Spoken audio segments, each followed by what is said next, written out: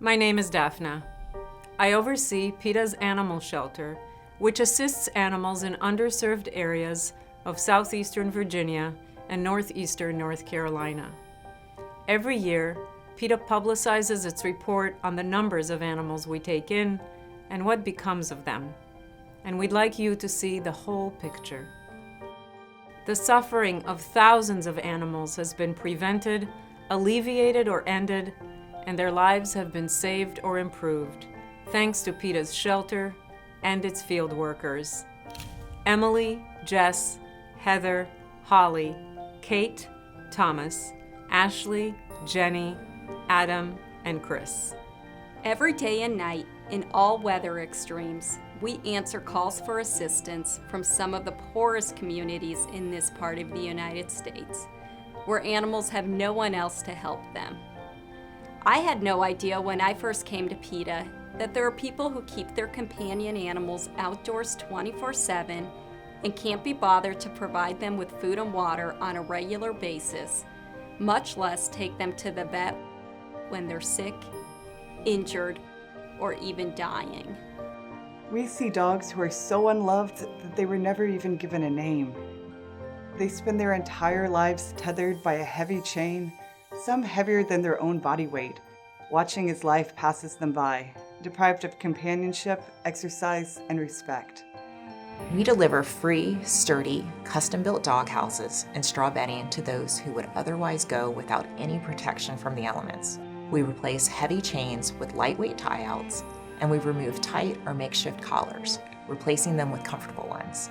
Every year, we help thousands of dogs for free, treating parasites, providing flea and fly strike prevention, shaving matted fur, distributing water buckets, food, and toys to play with, and giving much needed affection. We deal with unimaginable suffering, injury, and neglect. We see dogs chained without shade in the sweltering summer sun, penned for life amid their own filth, yelled at or just forgotten. We improve their living conditions as best we can, try to persuade their owners to allow them to live indoors, show people how to care for them in basic ways, find new homes for any we can, and offer euthanasia for those who are too far gone or unadoptable. In 2020, we assisted more than 26,000 animals in more than 260 cities. While COVID-19 brought many aspects of our lives to a standstill, there was no working from home for PETA'S field team. Most of the animals we serve have known nothing but quarantine conditions their entire lives, kept isolated and confined 24/7. The pandemic did not stop us from getting them the help they needed. In 2020, we responded to 2,300 calls for emergency help. Our clinic spayed or neutered more than 12,500 dogs and cats, all at no or low cost. Operating the clinics cost PETA more than $1.4 million in 2020 alone. Our clinics have sterilized over 187,000 animals since 2001, and we have paid to sterilize many others at private veterinary practices. Of the dogs sterilized on our clinics, over 1,100 were pit bulls. We spay or neuter pit bulls for free because they are the most abused and neglected breed of all, the one our field workers most frequently encounter in the field on a heavy chain or confined to a tiny pen 24/7. Used as a cheap alarm system or breeding machine and afforded zero consideration and respect. We worked with local elected officials in several jurisdictions to pass ordinances banning 24/7 chaining of dogs, instantly improving the lives of countless dogs previously relegated to eating, sleeping, urinating, and defecating in one small patch of dirt. And our longtime efforts to pass statewide tethering restrictions in Virginia were successful. It is now illegal to tie up a dog outdoors during extreme temperatures and severe weather. We took in just over 2,600 animals, roughly 1% of all the animals who entered Virginia shelters. We found wonderful permanent homes for 44 dogs, cats, chickens, guinea pigs, rats, a bird, a bearded dragon, and a horse. And they are truly permanent homes because we don't just give animals away, we impose careful safeguards on adoptions. We delivered over 830 other animals to high-traffic shelters, where they were given the chance to find a loving home. We reunited lost animals with their frantic guardians.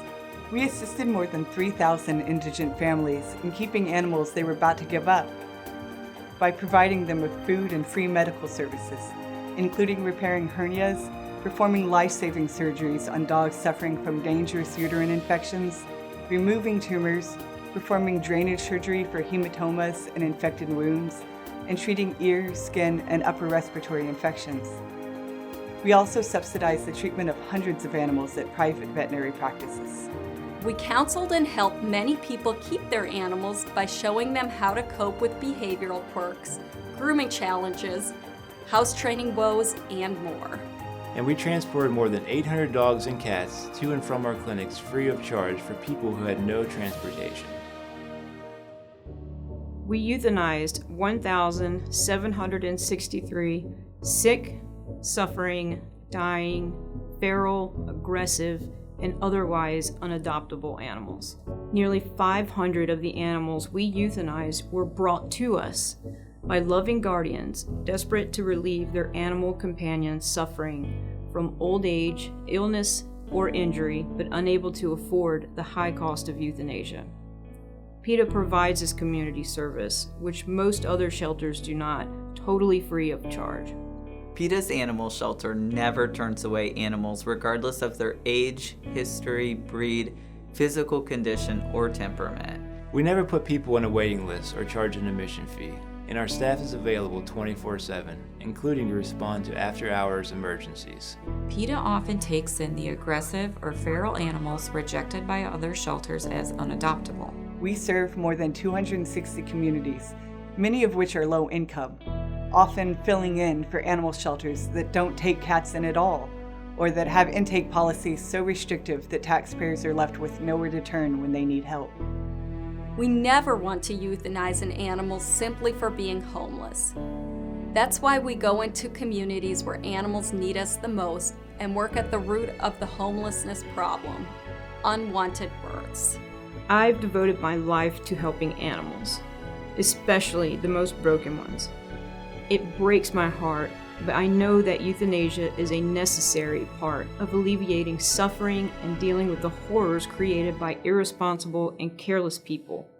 In many cases, it's the only humane option. Every day, PETA works hard to prevent and end cruelty, neglect, homelessness, and needless euthanasia. We have been swimming upstream, dealing with an overpopulation and homelessness crisis that shouldn't exist anymore. Please help by calling on your local government to pass dog tethering bans, spay-neuter requirements, and laws to keep animals safe, like prohibiting cats from roaming outdoors. Urge everyone you know to adopt animals and never buy them, have their animals spayed or neutered, and help others do the same. And if you see animal abuse, please try to stop it, or at least report it. Thank you for caring. Please share this video.